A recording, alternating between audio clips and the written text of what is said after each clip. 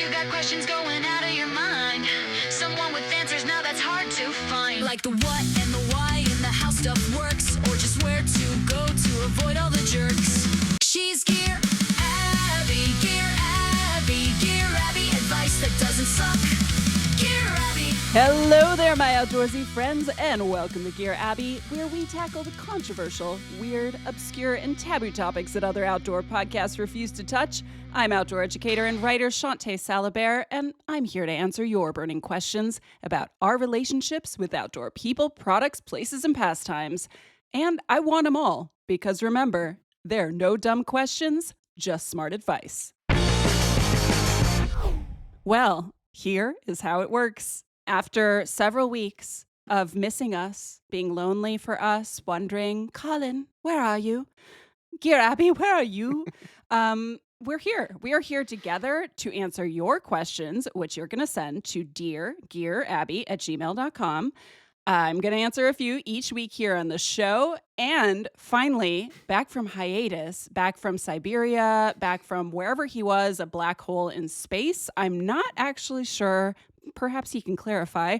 My partner in gear, the producer of Gear Abby, and a guy who is the head of our very own superhero Gear Abbyverse, Colin True. Shawnté, look, I think we have a problem when we have these gaps is that you and I tend to come in pretty hot and amped up, and the insanity that is normal in our banter goes to 11. So I think we need to try and let's just try and keep it on a normal Abby episode. Wait, you don't want 11? I want 12. Is it time for we want to just take Isn't that why people listen? Yeah, They're like, it's been right. 5 for the last few weeks just because I did those fresh intros, but now you've got a chance to do a 15.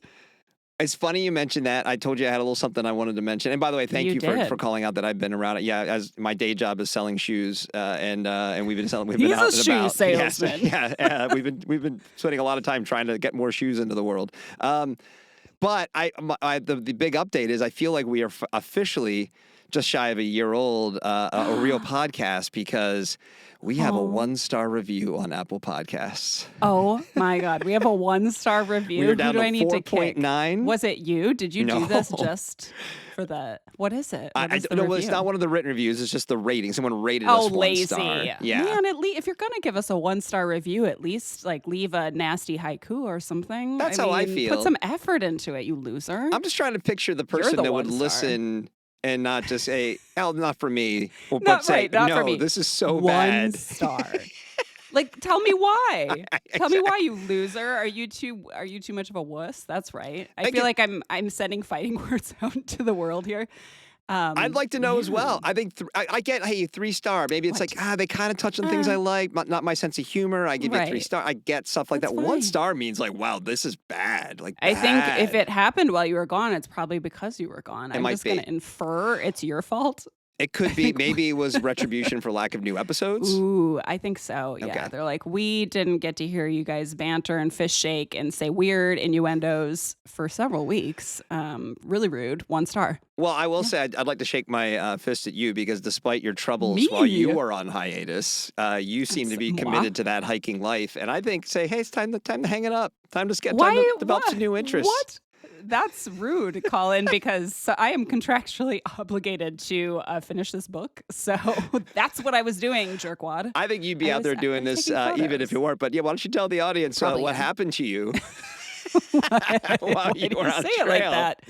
Unfortunately, it didn't involve marmots, bears, or cougars. It did. I cougars. saw a lot of marmots, actually. Liar. I saw a ton of marmots, and they were cute. There was so much whistling. I saw some pika. I saw some very thirsty deer who I think were circling my tent, waiting for me to pee outside of it.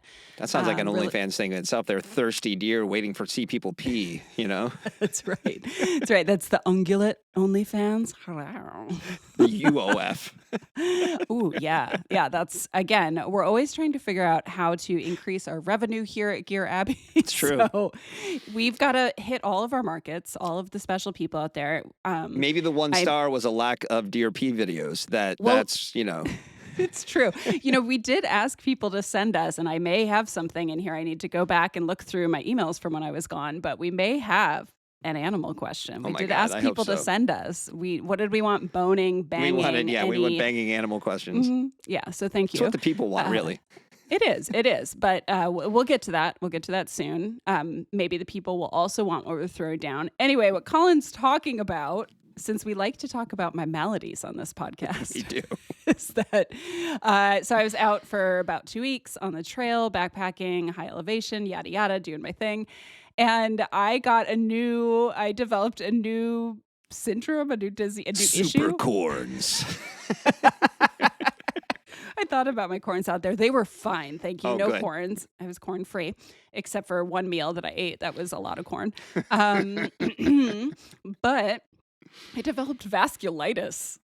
So the bursitis was fine. I healed the bursitis through the power of Positive following thinking. my PT instructions. No, I was actually listening to what the PT said. So I healed the good. bursitis before I went out. But then I'd say about a week into my trip, I started having like fire in the legs. Turns out it was vasculitis. My veins stopped cooperating with me. And it was very painful. It was super, super special. So I just looked it up, and it's a well-known fact at science that marmots cause vasculitis. So I think we all know. Why would you say that? Well, I think there's a correlation to be made. There's no correlation to be made. There It's is. just because my legs were angry at me for doing that every day. For running after the Whatever, dude. marmots. You were chasing Yep. them. That way you overworked your legs after you've been hiking all day. You might be right. You might be right. I will say, I did say every single time I saw one, oh, do you want a little hug? Could I pet you? And nobody responded.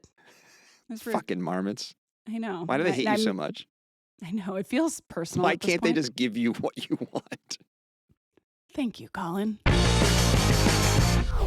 No, Colin, I feel like I need to to just roll it back for a second before we jump into the first question. And I want to say the marmots were friendly. They did like me. It is not the marmots' fault. I think they wanted to engage with me, but they didn't want to stress out the other animals. They didn't want to show off that this famous podcast host was trying to cuddle with them. I get it. You gotta keep it cool out there in nature, If you need to find Gear Abby in the trail, just look for the marmots she's hugged to death and follow the trail of squished marmots. Like, oh, there she is. Again, if any of you have any connection to marmots whatsoever, do you have a pet? Listen, do you have a pet raccoon? That I'd start there. If that's all you have. Is your next book an update of Mice and Men? Of marmots and with Gear Abby in the role of Lenny? ladies. Yes, it is. How did you know? Well, you know what we haven't done in a Of while, marmots Colin? and hikers. That is. I'll get right on that, Rose. Thank you. You're welcome. So, Colin, you know what we haven't done in a while? Answered some questions. Just answer some questions. know if we Just remember how to do what this. we're paid to do by Exactly. nobody. Nobody's paid. Yeah. All right. Do you want to, after our hiatus, are you ready to kick things off? I am, and we've got a banger. I chomping feel at like the for the return. I'm very excited about this question. Let's It's simple, it's do to the it. point. There's all sorts of jokes that are going to get made. I don't even know what Oh, they God, are yes. yet, but it's going to happen. It starts. Hi, Gear Abby and Colin. Hi. Thank you for Oh. including me. Aw. Here's one I don't think you've covered yet on the podcast. What is the etiquette for skinny dipping at lakes and hot springs, etc.? Go naked, never go naked, ask permission, follow the crowd. I have no problem with nudity, or my own or other people's, but I don't want to offend anyone. Thanks. Signed, Mr. Buttcheeks. And Mr. Buttcheeks, I would presume you have no problem with nudity. I mean, are you related to that? Was that porn producer Seymour Butts? This Seymour is Butts. right. Seymour butt cheeks. Yeah. So, yeah. Wow.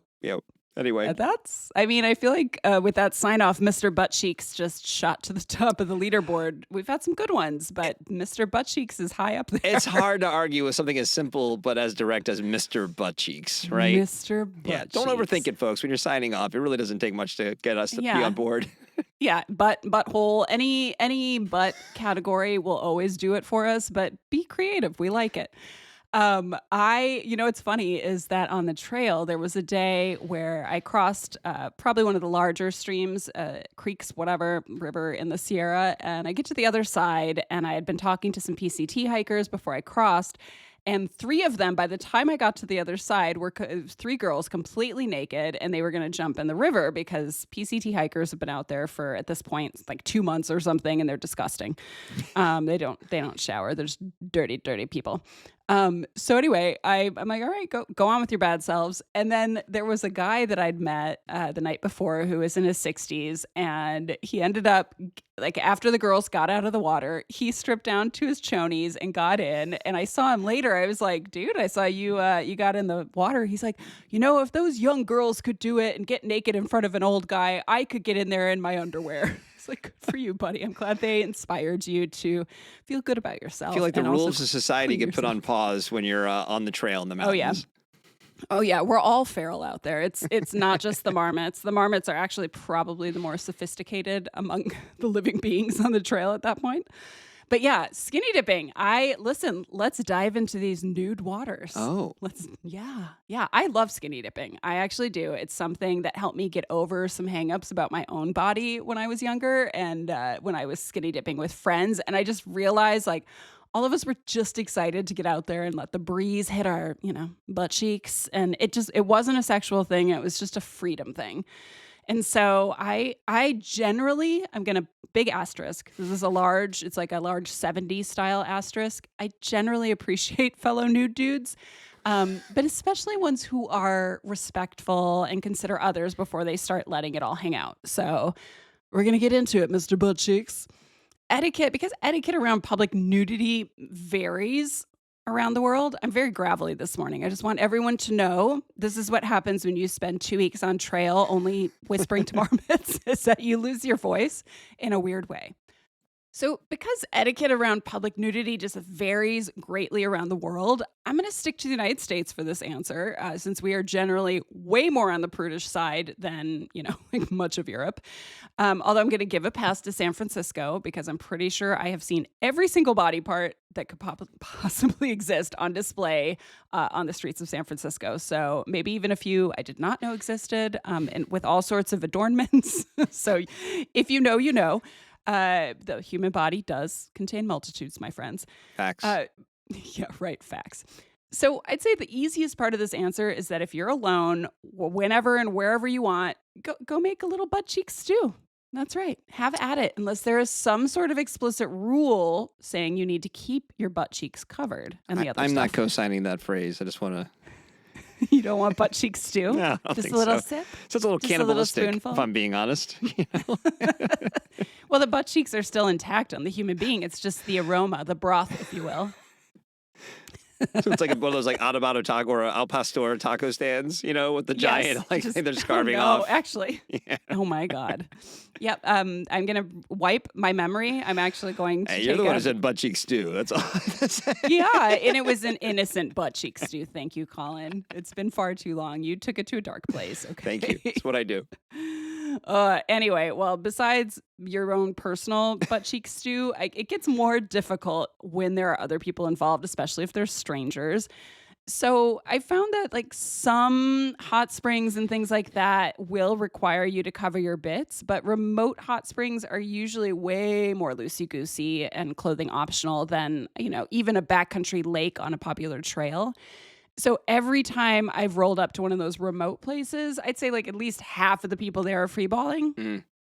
So I'd say just even speaking of that, it reminds me of this very, very special encounter I had when I was on the PCT.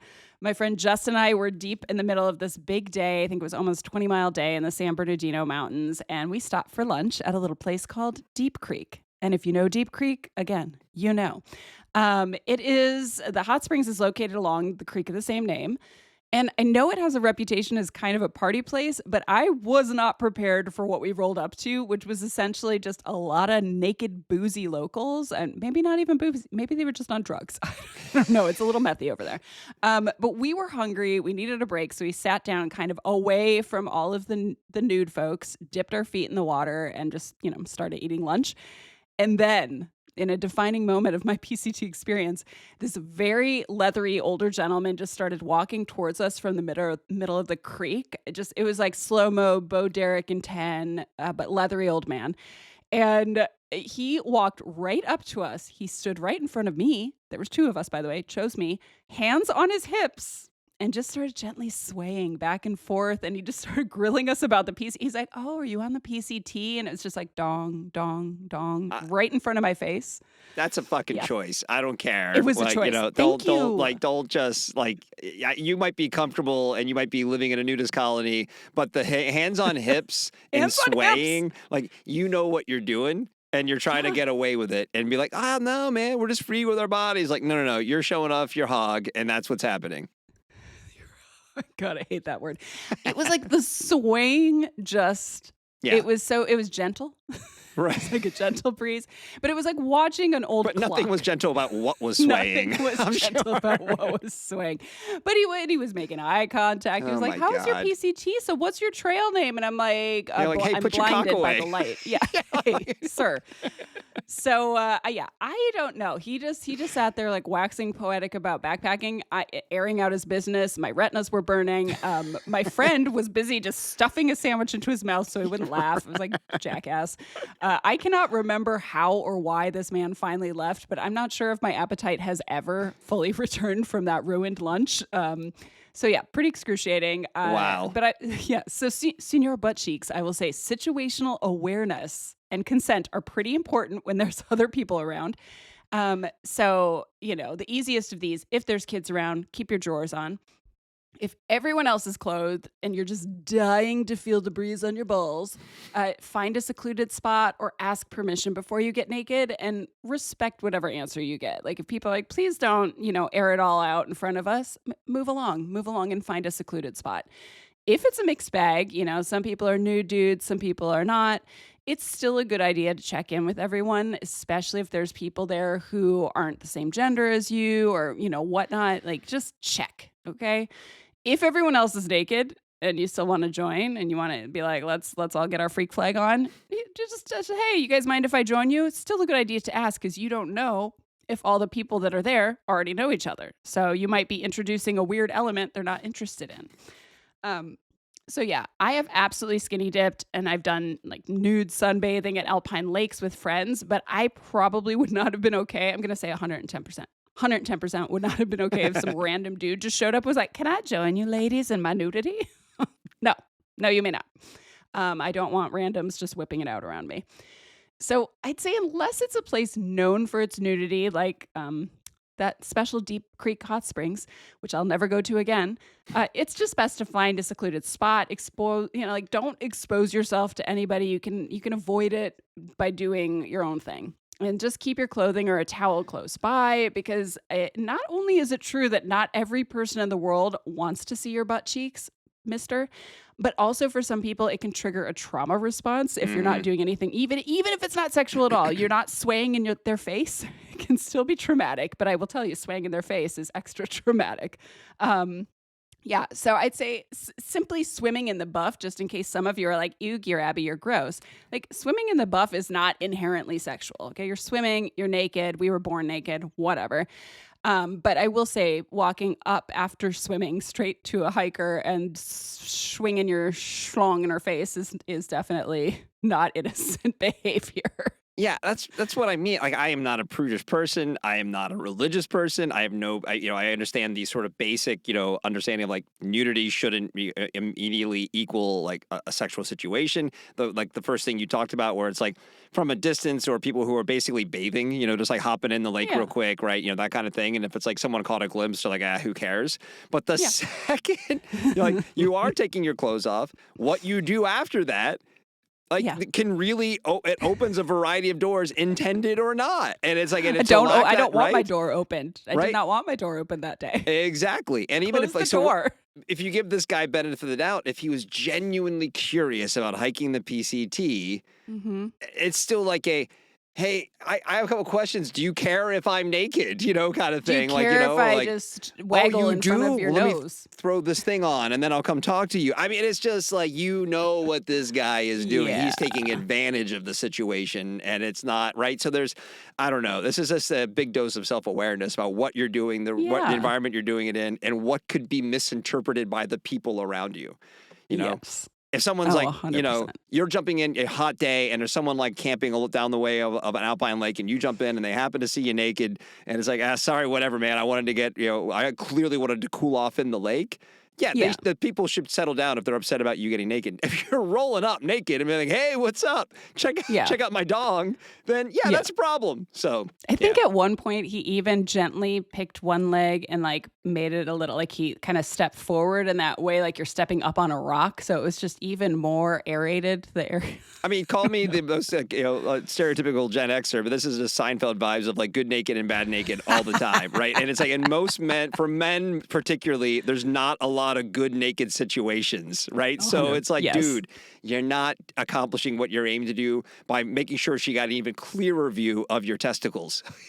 I've never not wanted to see testicles so much in my life. It was too much. It was like I can still, it's seared in my brain. Oh, I'm sure. I mean, whew.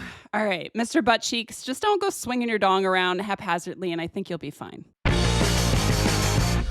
Oh, wow. You know what? We should go on a hiatus more because you come back and you get a real zinger like that.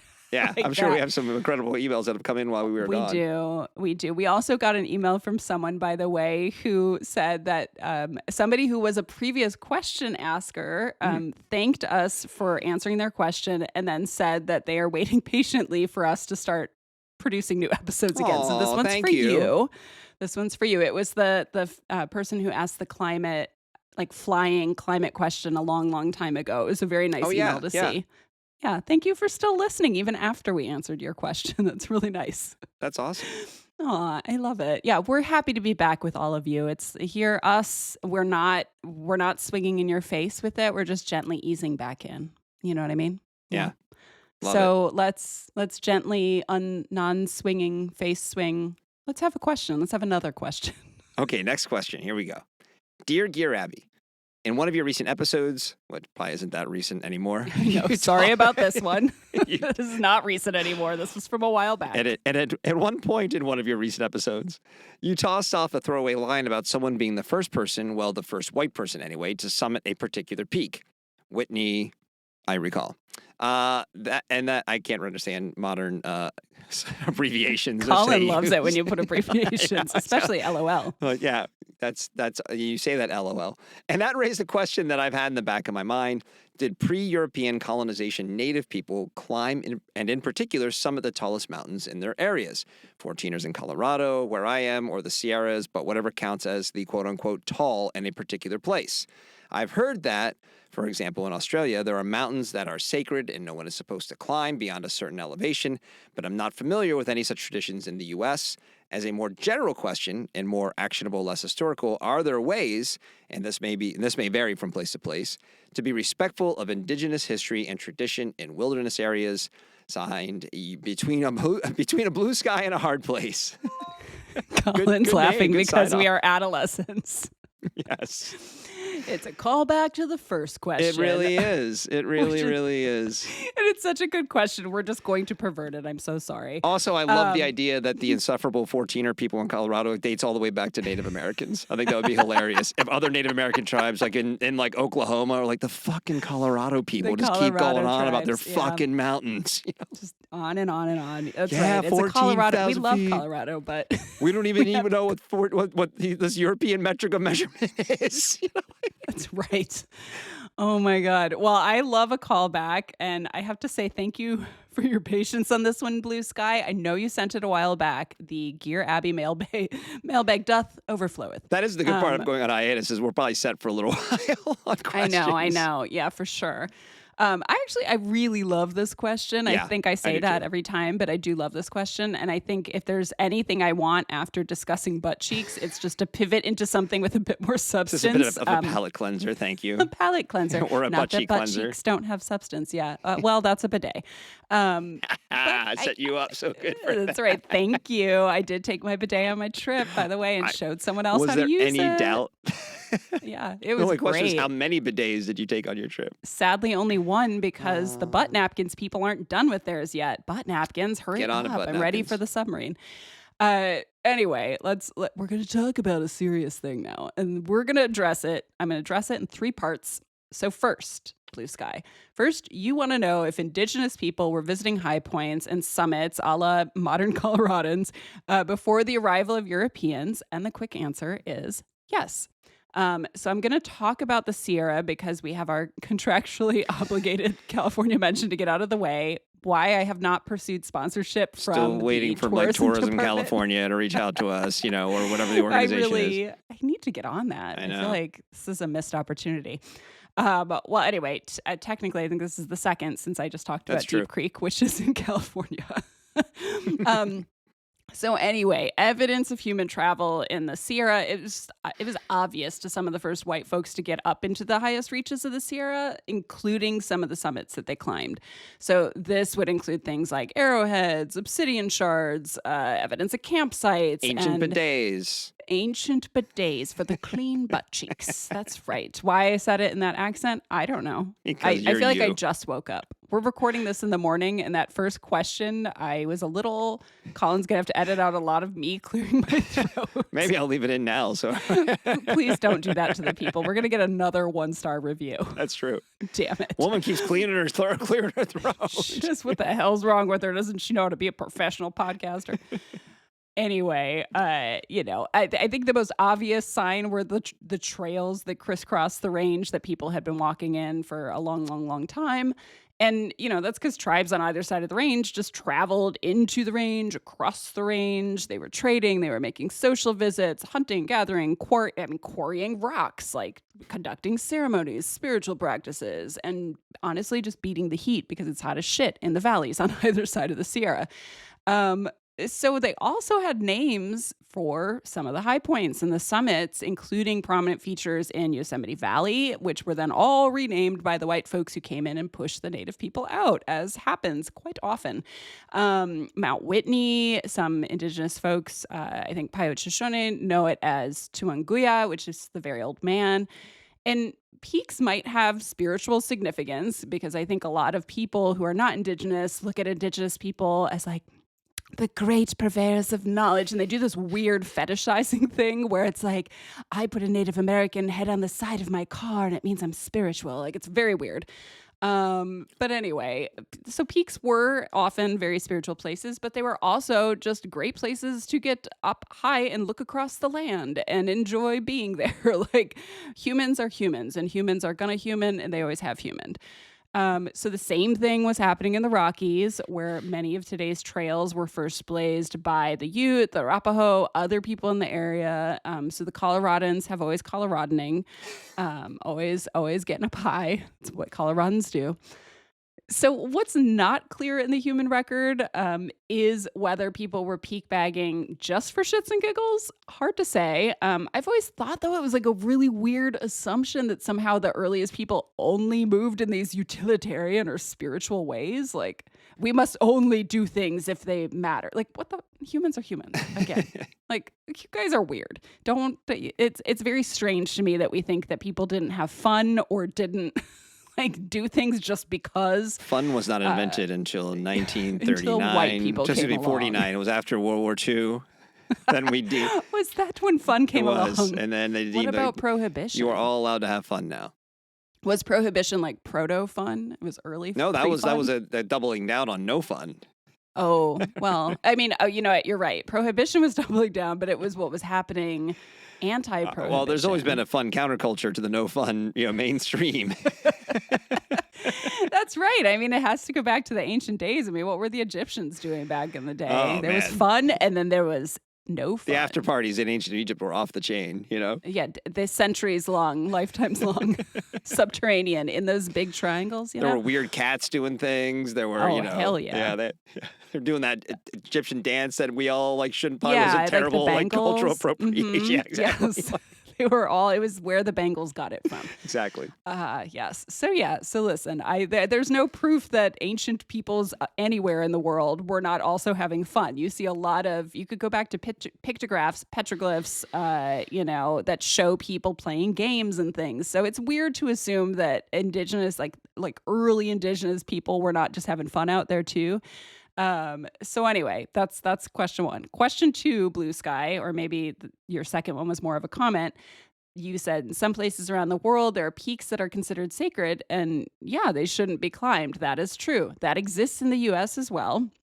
We're just really selfish here, and we believe that if a Yes. thing exists, we should be able to do whatever we want, and metaphorically, if not literally, plant our flag on it. So I would say see also the UFC cage match on the White House lawn last Yes.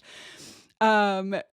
So anyway, I think the formation here that's probably best known is Wyoming's, it's called Devil's Tower in English, but it's inside the national monument of the same name, and it has significance for several tribes. And shockingly enough, they don't call it Devil's Tower, which is essentially a blasphemous name given by, you're going to be shocked, white people. Oh, introducing new information no one ever thought of. So why the name does vary a bit between different tribes, but one of the most common in the human record is a Lakota name that essentially translates to bear lodge or home. This means something. This is important. That's right. That's right. And sacred and spiritual, and we're not having any fun. So listen, Bear Lodge, it's a really popular climbing spot, but since 1996, climbers have been asked to stay off of it during the month of June. Very small, in 1/12 of the year, guys. Okay. That is when tribal ceremonies are held. And it's not even a requirement by the Park Service. It's just a voluntary ask, which feels kind of half-assed if you ask me, on the part of the Park Service, but at least most people seem to respect it. Is this like the mountain climbing equivalent of giving, Black History Month February, kind of, the shortest month of the year? Yes. Yes, exactly. The leap month. Yes. So I'd say there's some other places that have been kind of co-opted by recreationalists, like the San Francisco Peaks in Arizona is a great example. There's a ski resort there that makes artificial snow, which is considered a desecration of a place considered sacred by over a dozen tribes. But even though tribes have been fighting this for nearly a quarter century, the resort folks just keep churning out the white stuff because capitalism. Am I right? Gotta do it.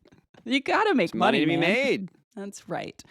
I'd say other places like Bear Butte in South Dakota, they're open to visitation, but the use is highly regulated just in deference to the tribes who conduct ceremony and other spiritual practices.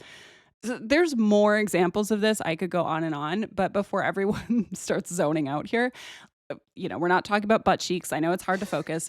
Let's jump into the final part of Blue Sky's email, which is how to be more respectful when traveling to these places and others, which is a question I wish everybody asked. And the answer is pretty simple. Do a little research before you head out. Look at things like park websites, but also tribal websites to better understand the nuances of a place, because especially in the year of our Lord 2026, you can't count on the Park Service websites to have accurate information. So look at other information. And if there's something like a climbing closure, respect that just like you would if it was a closure for, I don't know, nesting bald eagles or whatever. Yeah. So humans are just as important as the animals. If you encounter relics, pictographs, petroglyphs, village sites, whatever, feel awe, feel wonder, and then leave it the hell alone, okay? And to go a step further, I think everybody should do this. Support Indigenous land stewardship. It can mean donating directly to tribal efforts and land back initiatives, supporting conservation projects that involve tribes. But yeah, I'd say mostly just don't be an asshat. And from the thoughtful question you sent, I think you're doing a pretty good job at that, Blue Sky. I did some research while you were answering Blue Sky's question. It actually turns out that Native folks didn't go peak bagging because they knew that going to bag those peaks put them at risk for vasculitis. So, so they knew ahead before we did, clearly, dear Abby. Whatever. My vasculitis is sacred. Thank you very much. It's how I connect to a higher power inside my collapsed veins. Okay. Perfect. That's and ending a very serious question with collapsed veins is exactly what we should be doing. The people know what they want, and that is what we give them. Yeah, we brought it back around. Colin, we're back. It took me one question of gravelly voiced response. I'm sorry, butt cheeks, that you had to hear the morning version of me. Now we're like in the middle of the day. Maybe we're moving into evening now. Wow. Yeah, might look, be. I got my evening voice back. It's kind of all, you talked yourself back into shape, Hey yo, hi. It's called clearing the vocal cords in the morning when you didn't get any sleep the night before because your body has no idea what to do after the mountains. Maybe you should have tried this kind of self-affirmation on the trail to cure your vascular problems. Shut you up. know, I'm never going to tell you about my many maladies ever again. Yeah, you can't help but tell me about I your can't many help it. You're right. maladies. It's true. My mom actually told me one day, I think it was when I got the bursitis, maybe. I don't remember, last year. I was telling her about it because I thought this is what you do when you're this age. You tell your mom about your maladies. And she's like, yeah, you're starting to sound like old. Horse like, thanks, just Mom. you wait. I know. This is just the She's beginning. like, no, the best thing is she's like, I have to hear this from all my friends. I don't want to hear it from you. I'm like, wow. Well, at thanks least for you're, the support. it's the pursuit of an active lifestyle that is sort of versus. I would right. imagine Thank you. your mom. Sorry if this is not the case. Maybe Yeah. this is just they're just getting these things by being alive for a really long That's time. right. There's a Yeah, and difference. It's not. I'm not getting like sitting on your butt-itis. Exactly. Okay, thank you. Thank you. Thank Yes, you. we Okay, kid. if any- But she was out there getting after it in the mountains. So respect to I Gear was. Abbey, Thank everybody. you very much. That's I was right. at high elevations for like 2 weeks. Well, the people are not here to hear about my maladies either, I think. So let us do the final question of the day. All right, this one hits home for me. So I'm gonna do my Ooh. best probably to save my commentary to the Colin, end. dear Colin, what yes. are your maladies? Signed, Mom. Lack Shawnté's of mom. outdoor motivation is my outdoor malady right now. Okay, this one really does. We may have even talked about this in some regard before on this pod. You and I think definitely talked about this when we were doing the rock fight. But the question goes, Dear Gear Abbey, I was almost run off the trail by a mountain biker the other day when I was hiking. I was going uphill. Was it you? It was. Is that why it hits home, Colin? It was not, yeah, it's like it was me. It was the 1-star reviewer, and you ran them over. I and that's why found we read them. the review. Yes, I knew it. I was hiking, and I was going uphill, and he was going downhill, and I kept walking, and he kept biking. Maybe it was my bad. It wasn't. But I guess I want some clarification on the rules. Who gets right of way between hikers, cyclists, horses, runners, and snakes? LOL. Yes. Thanks, signed Maddie. I just realized, by the way, and this was not intentional, we just answer them as we get them, but this entire, or as I forget about them and then come back to them, this entire episode is about etiquette. I feel like Miss Manners. Yeah, I'm here for it. Yeah. Colin, listen, I hope you're taking notes. Peak bagging, dongs, and good trail manners.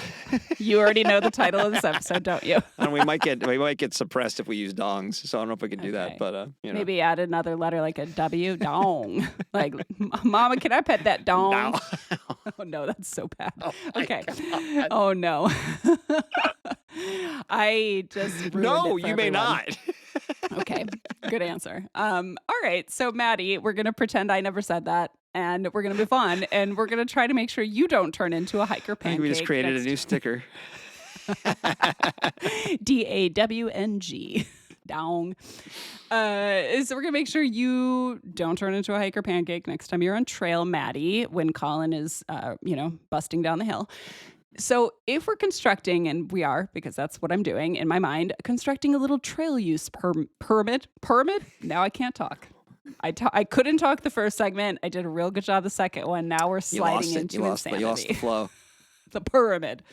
A trail use pyramid. There it That's is. right. I got to talk like I'm reading a book to you. So we're just going to go ahead and state the obvious. Danger noodles, that is snakes, occupy top billing, which is only because you didn't mention, bears or bison or mountain lions or whatever. They would be even higher than the snakes. If you've got one slithering across the way, we've talked about this before, let little homie complete his journey before you move on. But now we're going to get to the more complicated stuff. So let's go ahead and keep the non-human animals on top. That is, you mentioned horses and other pack animals. They always get the right of way. You might argue that humans are far more unpredictable than other animals, but we can't exactly ask them politely if they might step to the side, so we can blaze on by. So we're gonna give them first go. All right, there you go, horsey. This is our concession to you. Go enjoy your life. In the middle, we've got of our pyramid, we've got people traveling on foot. That's hikers, walkers, backpackers, runners. Generally, you want to give the person moving uphill, which I had to fight myself from saying 900 times over the last 2 weeks. Give the person moving uphill the right of way because it's harder to maintain pace and breathing. And this happened to me so many times on the trail where I would sometimes I'd be going uphill and there'd be these doopies like coming downhill, and I would look at them deep into their soul and will them to move aside without saying it because I couldn't talk because I was breathing really hard in my little rhythm. Okay, it's a rhythm. It's You'd reach in your pocket, you'd pull out a marmot and whip it at him. I wish. No, I would be hugging the marmot. The marmot would be carrying me up the hill. No. So let the uphill people go. That is technically how you should pace these things. Half the people you encounter will do that whole, I don't mind the break thing, which I have done too, while they lean over and pant. So still step aside otherwise if you're heading downhill. Let the uphillers go. So solved that problem. No one's ever gonna step in the way of the uphill hikers again. Cyclists, weirdly, don't get any breaks. They are supposed to yield to animals and to people on foot. So technically, Lance Armstrong was supposed to move to the side instead of almost running you over. But let's be for real here for a second. If Colin is bombing downhill toward me, at first I'm going to yell at him, but I'm always going to step to the side and just let him keep going because for me, and for me, that also includes runners. But it's momentum for me. I'm like, you know what? Same thing as the uphill hikers and runners and everything. Downhill, I think some, especially on a technical trail, and Colin, you can correct me if I'm wrong, but on a technical trail, it might not be as easy to stop when you're bombing downhill. I don't know. I would just rather not get run over as a hiker, and I'll move to the side. But I mean, really, I think it's just about paying attention to the situation, which is kind of the theme of today in general, or especially Mr. Buttcheek's question earlier. When I hiked the Colorado Trail, I had the great luck, and I'm saying that with just dripping in sarcasm, just the best luck of all, to be on trail near Breckenridge during a massive bike race and in the area. And they had probably, I had like 1,000 near-death experiences trying to find a safe spot to stand so that I just didn't get wiped out. Super great timing on my part. That was also when I got the norovirus, Colin's favorite topic on this show. We can't go one episode without that coming up? Nope. I think 2, technically. I think it's been 2 episodes. Well, technically several since we had our hiatus. Actually, good point. Damn it. You shouldn't be. Reruns don't count. Sometimes I just like needle your trauma, Colin. But honestly, given the norovirus, maybe being flattened by a bike would have been better. Yeah. I don't know. Fair. But yeah, that's the kind of rule of things. But I do think it's a bit subjective. Like you're standing there, take the temperature of the moment. So if someone is running towards you downhill, but they're running from a bear, let them pass. Like all things outdoor, situation matters, but the rules are the rules, right? And that's kind of like, yeah, if you're going uphill, you have the right of way. Now, has there been a time when I'm going uphill where I probably won't pull aside, whether I'm hiking, biking, or whatever it is for the downhill person, knowing that like, it might, frankly, like if I'm biking, I might not because it's like, it will be harder for me to get going. So pull off to the side. But to your point, if it's really rugged terrain and it's going to be dangerous for the person coming down, sure, I'll pull over for them. All I really am looking for is the acknowledgement that you understand the trail etiquette, right? So if I'm hiking uphill and a biker's coming downhill and they make the attempt that like, oh, I know I'm supposed to yield to you, I will be the guy, I will step off the trail saying, no, keep going. It's okay. Because you at least know the rules. When the people coming down a hill are like right in the middle of the trail and you're on foot or you're on horseback or whatever it is, and they just don't even know. And that's a tough situation too, because that's where nobody ever wants to be corrected. Maybe they just genuinely don't know the rules, especially if it's a multi-use, like high volume use trail.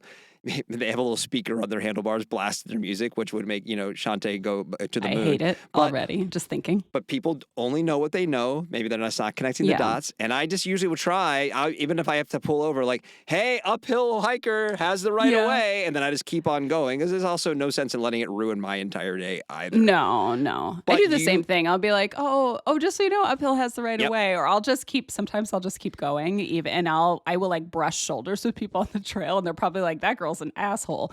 But I'm like, oh, no. Because I do get in a breathing rhythm when I'm hiking, Yes, especially steep of course. uphills, especially at elevation where I'm trying to do a little bit of pressure breathing and like keep my momentum going. And I walk like Frankenstein when I go up hills, but it conserves my energy. No, okay? there's a method to it. Yeah, there's a method. So I will often just look them in the eye. And if they don't show any signs of moving, I'll just keep walking and they'll be like, oh. And I'm like, oh, sorry, uphill has the right. I'll be like, uphill has the right way. Right. Just so maybe they heard me, maybe they didn't. And I also got to keep in my back pocket, I don't know if I've ever had the chance to say this, if they ever kind of take exception to me saying something. It's also like, hey, I am also a mountain biker. So, I do these got things the ace too. in the pocket, You are wrong. And I've seen bikers arguing with people on horseback, which also that bothers me more than the hikers thing. Because the hiker really, to your point, it's very situational. As long as you know the rules, in the moment, what's the right thing for to do? But it's like when you're on a horse, you're on an animal that has a brain that is, by the way, a prey animal and is like programmed to be skittish. Like, so even if you feel like I should be able to just ride by the horse, you might get trampled. You might. I always just pull, whether I'm hiking, biking, whatever, I pull to the side, wait till I have their attention. Hey, is it okay if I go? Do you want me to wait? And a lot of times, sometimes people say, yes, would you mind waiting? No, not at all. I don't want to get stepped on by a 2,000-pound animal today. That wasn't in the cards. But when it's a lot of times if it's a chill horse, well, yeah, keep on going. Like, okay, then you keep on going. Chill. It's like Mr. Ed, and he can respond. It's like, whatever, he's like, thanks, man. Yeah, I'm just out here for a little walk on the trail. So anyway, yeah, this is definitely a little bit one of my outdoor pet peeves is people, because it makes sense if you think about it, that like the people you're supposed to yield to, yeah, that makes sense to why you would yield to them.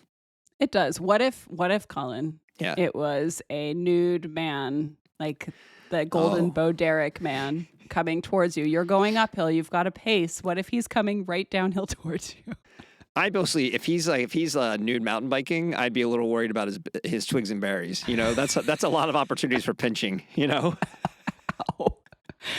Well, there you have it. That's a definitive answer. Colin True, everyone, with the etiquette for nude cyclists. This fist-shaking moment on Gear Abby has been brought to you by Garage Grown Gear. No free ads, Lloyd. You're overdue. Pay us. Let's go.